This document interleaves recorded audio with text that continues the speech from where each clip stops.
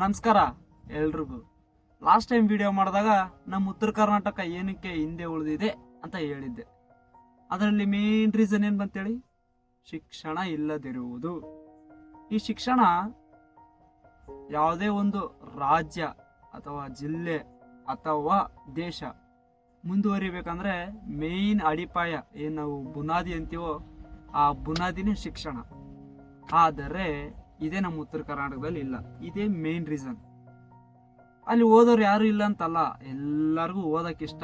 ಆದರೆ ಅಲ್ಲಿ ಬೇಕಾಗಿರೋ ಸೌಲಭ್ಯಗಳು ಯಾವುದೂ ಇಲ್ಲ. ಸೌಲಭ್ಯ ಅಂದ್ರೆ ಏನು ಹೇಳಿ, ಒಳ್ಳೆ ಸ್ಕೂಲ್ ಇಲ್ಲ, ಟೀಚರ್ಸ್ ಇಲ್ಲ, ಮತ್ತೆ ಸ್ಕೂಲ್ ಇದ್ರೂ ಹೋಗೋರ ಸಂಖ್ಯೆ ತುಂಬಾ ಕಮ್ಮಿ.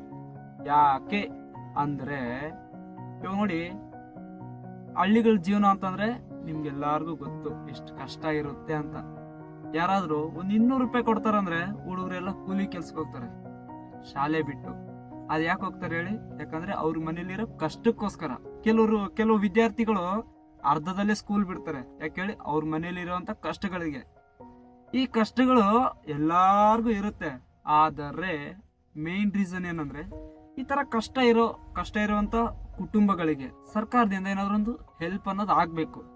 ಆಗದಿರುವಾಗ ಆ ತರ ಆದ್ರೆ ಅವಾಗ ಅವರು ಒಂದು ಕೆಲಸ ಅದೆಲ್ಲ ಬಿಟ್ಟು ಕರೆಕ್ಟಾಗಿ ಸ್ಕೂಲು ಆ ತರ ಅವ್ರ ವಿದ್ಯೆನ ಅವ್ರು ನೋಡ್ಕೊಂತಾರೆ. ಇವಾಗ ಎಕ್ಸಾಂಪಲ್, ಸಿಂಗಲ್ ಪೇರೆಂಟ್ ಅಂದ್ರೆ ಒಬ್ಬರೇ ತಾಯಿ ಅಥವಾ ತಂದೆ ಇಷ್ಟೇ ಇರ್ತಾರೆ. ಅವ್ರಿಗೊಂದು ಮಗು ಒಂದು 10 ವರ್ಷನೋ 12 ವರ್ಷನೋ ಅಂದ್ಕೊಳ್ಳೋಣ. ಇವಾಗ ನೋಡಿ, ಅವ್ರ ಮನೆಯಲ್ಲಿ ಅವ್ರೊಬ್ಬರೇ ದುಡಿಬೇಕು. ಅವ್ರೊಬ್ರು ದುಡ್ದು ಸಾಕಾಗಲ್ಲ ಆಬ್ವಿಯಸ್ಲಿ. ಇವಾಗ ಆ ಮಗುಗೆ ಒಂದು ಸ್ವಲ್ಪ ಯೋಚನೆ ಮಾಡೋ ಬುದ್ಧಿ ಇರುತ್ತೆ.